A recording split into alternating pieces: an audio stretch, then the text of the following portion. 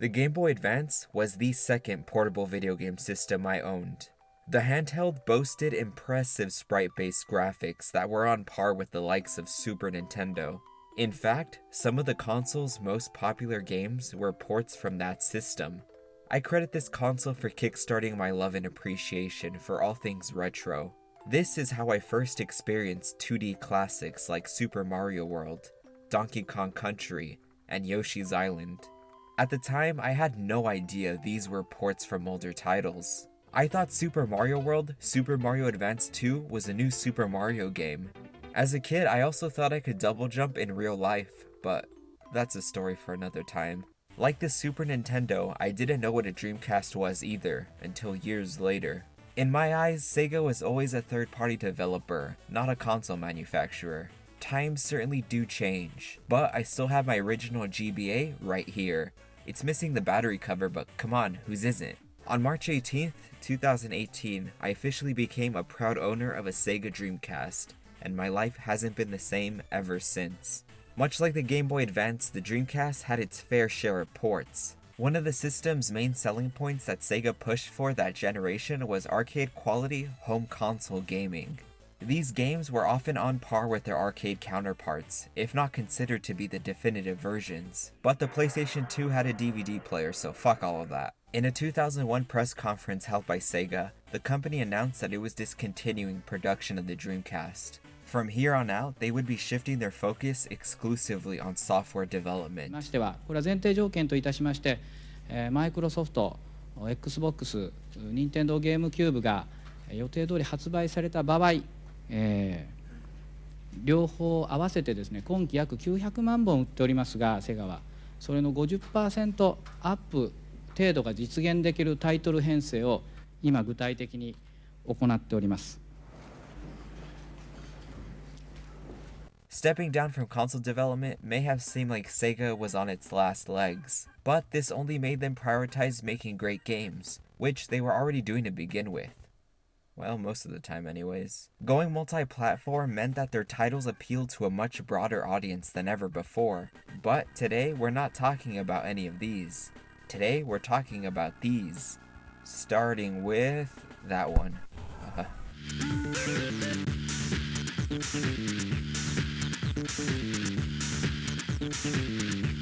The first portable entry in the series, which was followed up by the 2003 McDonald's Happy Meal LCD toy I's Banana Catch.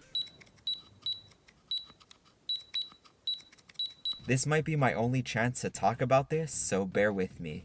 McDonald's released 6 LCD handhelds in this set, but do you remember that edgy looking Shadow Grinder LCD game? Back in the day, these LCD games were very popular in my school. But if a kid pulled this one out of his backpack in the middle of class, you better believe I was running the opposite direction. This game is a demake of the GameCube title, which is a port of the arcade cabinet. There were plans to port this arcade game to the Dreamcast, but... 行っております。 You read the title of this video, so you're probably asking why I'm choosing to include this game since it wasn't released on the Dreamcast. Well, the answer is quite monkey. Super Monkey Ball Jr. was released 1 year after the GBA's debut and did a fantastic job showcasing the system's power, but some sacrifices had to be made. This game is much more than just an impressive gameplay demo, but it's not quite a one-to-one port either. Some of the more complicated mechanics of the console installment were axed in this entry. That description might lead you to believe that this is a lesser version of Super Monkey Ball, and that's because it is. Crazy Taxi! Okay, but in all seriousness, going back to this game now is much more of a novel experience than anything. It's quite impressive how much of the original game the developers were able to fit in this tiny cartridge. The biggest issue is not the developer's fault, it's the hardware's. A D-pad is no replacement for an analog stick, especially for a game that requires careful player input. To compensate for this, the developers programmed alternative ways of maneuvering. Holding down the A button while moving will exaggerate tilts. Holding down the B button while moving will slow things down for precise movement. For what it is, it's a fun and impressive port on underpowered hardware. But this game isn't sponsored by Dole, so it's a 0 out of 10 for me.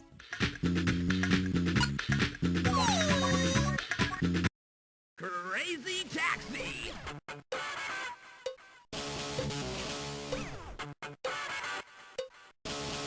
If you've been watching this channel long enough, you know that I love two things: Crazy Taxi and collecting rocks. But this next game only has one of those. So here's Crazy Taxi, Catch a Ride.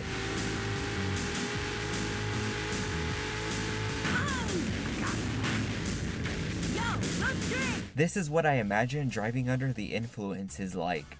First impressions are everything, and the original Crazy Taxi had a killer introduction. Hey, come on over, have some fun with Crazy Taxi! Crazy Taxi! The Game Boy sound compression makes the announcer sound like a chain smoker. Just like Super Monkey Ball Jr., this is a D-make, but unlike that game, this one isn't very good. In this case, what you see is what you get. This is a stripped down port that has none of the original's charm or style. Not even a butchered rendition of The Offspring's All I Want is featured. This is something that Tony Hawk's Underground 2 got right.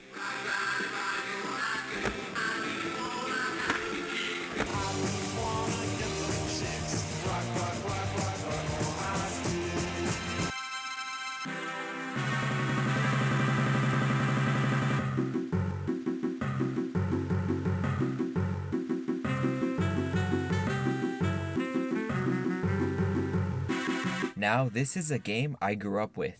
The Simpsons Road Rage is a ripoff of Crazy Taxi, so much in fact that Sega filed a lawsuit against the game's publisher. But before that case went into court, the company settled privately for an undisclosed amount. Interestingly enough, both Game Boy entries were published by THQ, so I wonder how that would have affected the lawsuit had it gone through. The console versions of Road Rage are an unapologetic ripoff. But the GBA versions, I would say, are legally distinct enough to coexist. But I'm not a judge. The game's visuals and controls work much better than Crazy Taxi's. The roster of drivers consists of 16 characters from the show, and in the stages you can pick up over 25 iconic passengers. You got Milhouse, Hans Moleman, this guy, that girl, and this kid. Hey, Blue Shirt Bart is in this one. The flatland look of the stages is fine and works to simplify the layout, but the arrow has a tendency to point through walls. It doesn't help that sometimes the arrow will flash on screen 0.2 seconds away from a turn. This is something that Crazy Taxi actually did right by having the arrow always present, but this was the only thing that it did right. I forgot to mention, in addition to stripping away everything that made Crazy Taxi appealing to begin with, they also scrapped its in-game sponsorships. There's no longer a Pizza Hut, and for that I have to give this game a 10 out of 10 for cutting ties with that disgusting excuse for a pizza.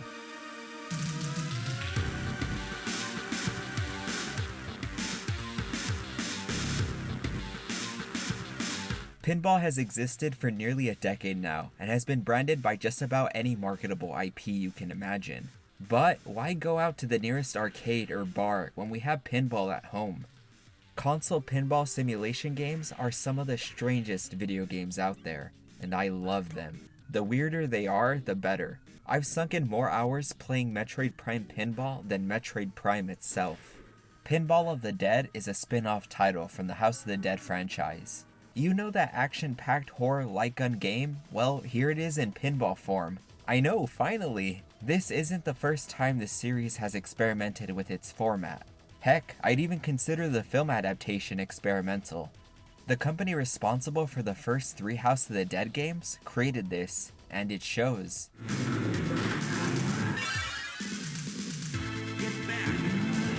In a lot of ways, it's like a love letter to the series. The visuals and sounds are translated beautifully here on the Game Boy. It even features some of the cheesy sound bites. Who could do such a thing? My favorite pinball table is the cemetery because everything looks like it's made out of flesh. You see that slit right there? If you hit Johnny over here enough times, it'll trigger this.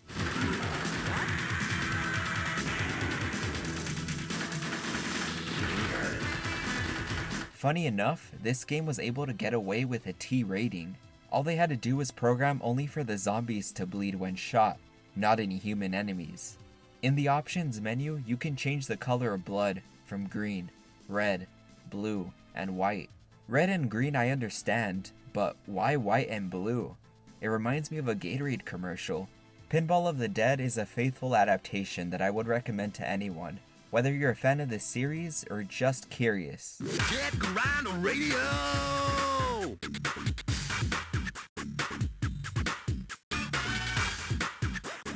Just like the first 3 games I covered, Jet Grind Radio is a remake of the Dreamcast title. It works fine, but it's not an ideal way to experience the gameplay. The Tony Hawk titles on the handheld had this same perspective and worked better. This is because the gameplay revolved around tricks and challenges. There's almost never a dull moment. You're always trying to rack up combos, even between missions. In Jet Grind Radio, you have to skate, stop, and enter some button prompt to leave your tag. This formula worked on the console entry, but not right here. It's a commendable attempt, but not worth going back to nowadays. How do you make something as cool as vandalism look this lame? Oh, that's how. We'll be back after these messages. You're watching Sonic X. You're watching Sonic X.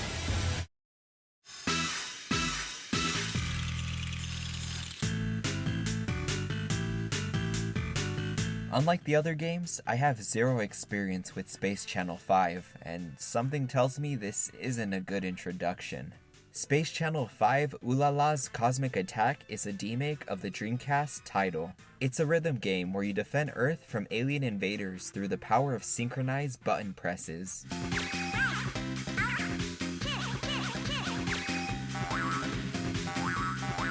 This isn't a very good game, and after doing some research, I see why. In 2002, Sega partnered with THQ to publish their games on the Game Boy Advance. In this deal, THQ was allowed to commission third-party developers to work on Sega properties while Sega themselves created titles. The games that THQ had a direct involvement in include Jet Grind Radio, Crazy Taxi, and Space Channel 5. This game was the final published title in that deal, and what a game to go out on.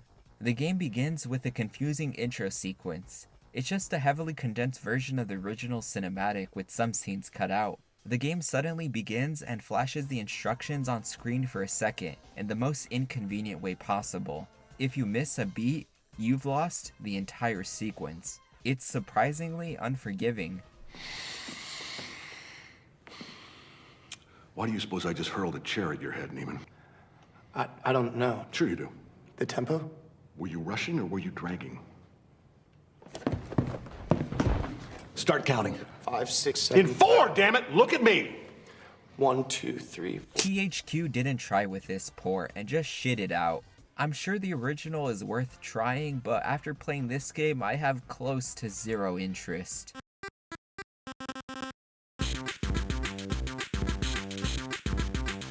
These last 2 titles are puzzle games developed by Sonic Team. Choo Choo Rocket is a game where you lead mice into rockets while avoiding cat predators.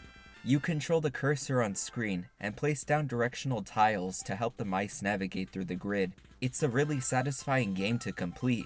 It's full of these aha moments when you find the solution to a puzzle you've been working on. The Dreamcast version of the game seems to have a multiplayer focus. This was the first Dreamcast title to have online support, as well as a chat room. This game is fun, but I'd really like to experience it with 3 other players. It looks hectic in all the right ways.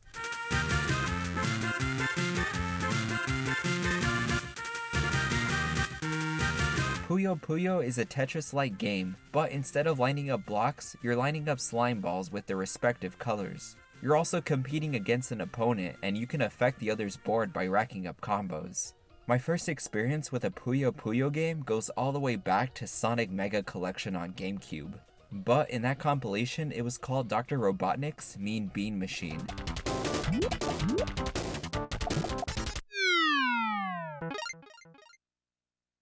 It's still the same addicting gameplay, but for some reason the characters in this one are from a dungeon crawler titled Monogatari. You play as this girl who opens a magical portal in the middle of the forest, and you compete against other creatures and humans you encounter. There's small dialogue exchanges between matches. but you can hold down the A button and fast forward through all of that. If you're a fan of Maru Monogatari, I know you appreciate the cutscenes, but I just want to finish some puzzles. I never thought that Tetris needed a story mode. Most of the games we talked about today were a result from the THQ and Sega partnership. Together they published close to 20 games on the handheld. We saw the best come out of it, and the worst. THQ is no longer with us, as they went bankrupt in 2012, but Sega still stands.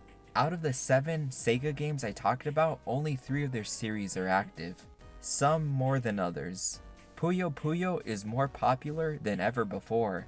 In 2020, we got a Space Channel 5 VR game on PlayStation, and apparently a new Super Monkey Ball entry or remake is in the works.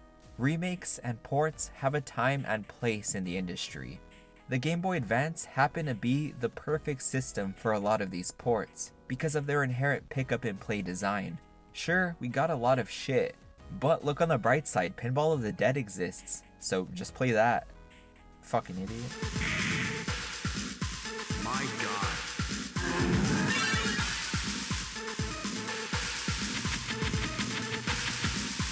You have no future.